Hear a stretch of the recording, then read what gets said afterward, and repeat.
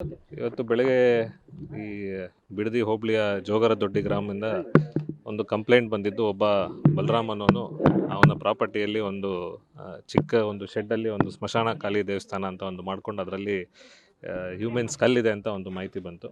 ಅದರ ಬೇಸಿಸ್ ಮೇಲೆ ನಮ್ಮ ಪೊಲೀಸರು, ನಮ್ಮ ಸೋಕೋ ಟೀಮು ಮತ್ತು ನಮ್ಮ FSL ಟೀಮ್ ಕೂಡ ಬಂದು ಈಗ ಸ್ಥಳ ಪರಿಶೀಲನೆ ನಡೀತಿದೆ. ಅದರಲ್ಲಿ ಇನ್ನೂ ಫುಲ್ ಸ್ಥಳ ಡೀಟೇಲಾಗಿ ನೋಡಿಲ್ಲ. FSL ಟೀಮ್ ಇನ್ನೂ ಹೆಚ್ಚಿನ ಇನ್ನೊಂದು ಟೀಮ್ ಕರ್ಸ್ಕೊತಾ ಇದ್ದಾರೆ. ಮೇಲ್ನೋಟಕ್ಕೆ 30ಗಿಂತ ಹೆಚ್ಚು ಸ್ಕಲ್ಲು ಮತ್ತು ಫೀಮರ್ ಬೋನ್ಗಳು ಕಾಣ್ತಿದೆ. ಅದು ಒರಿಜಿನಲ್ನ ಡೂಪ್ಲಿಕೇಟ್ ಅಂತ ನಾವು DNA ಅನಾಲಿಸಿಸ್ ಮಾಡಿದಾಗ ಅದು ಗೊತ್ತಾಗುತ್ತೆ. ಮತ್ತು ಪ್ರಸ್ತುತ ಅವನು ಬಲರಾಮ್ ಅನ್ನೋರನ್ನ ಈಗ ನಾವು ಸೆಕ್ಯೂರ್ ಮಾಡಿದ್ದೀವಿ. ಅವ್ರು ಇನ್ನೂ ಹೆಚ್ಚಿನ ವಿಚಾರಣೆ ಮಾಡಬೇಕಾಗಿದೆ. ಇನ್ಷಿಯಲಿ ಇದ್ರ ಮೇಲೆ ನಾನು ಹೇಳಲಿಕ್ಕಾಗಲ್ಲ, ಯಾಕಂದರೆ ನಮಗೂ ಮಾಹಿತಿ ಇಲ್ಲ.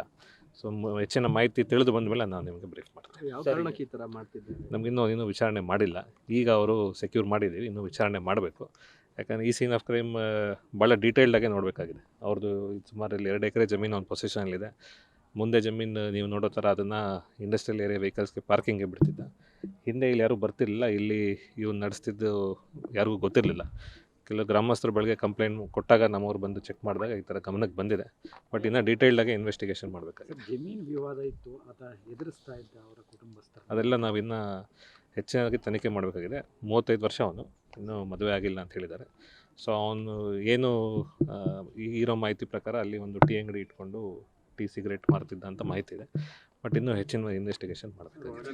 ಯಾವಾಗಿಂದ ಈ ಥರ ಒಂದು ಇದನ್ನು ಮಾಡ್ತೀವಿ? It is too early for us to tell. ಇನ್ನು ನಾವು ಅವನ್ನ ಎಂಕ್ವೈರ್ ಮಾಡಬೇಕಾಗಿದೆ. ಮತ್ತು FSL ಅವರು ಇನ್ನೂ ಡೀಟೇಲಾಗಿ ಸ್ಟಡಿ ಮಾಡಬೇಕಾಗಿದೆ. ಬರೀ ಸ್ಕೆಲಿಟನ್ ಅಸ್ಥಿಪಂಜರ ಮಾತ್ರ ಇದೆ.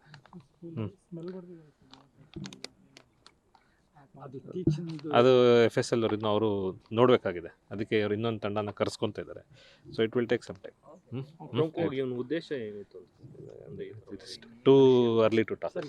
ಗುರುಡೆಗಳು ಇರಬಹುದು. ನಮಗೆ ಕೌಂಟ್ ಸಿಕ್ಕಿದ್ದು 30, ಬಟ್ ಇನ್ನೂ ಹೆಚ್ಚಿಗೆ ಒಳಗಡೆ ಕೌಂಟ್ ಮಾಡಬೇಕಾಗಿದೆ.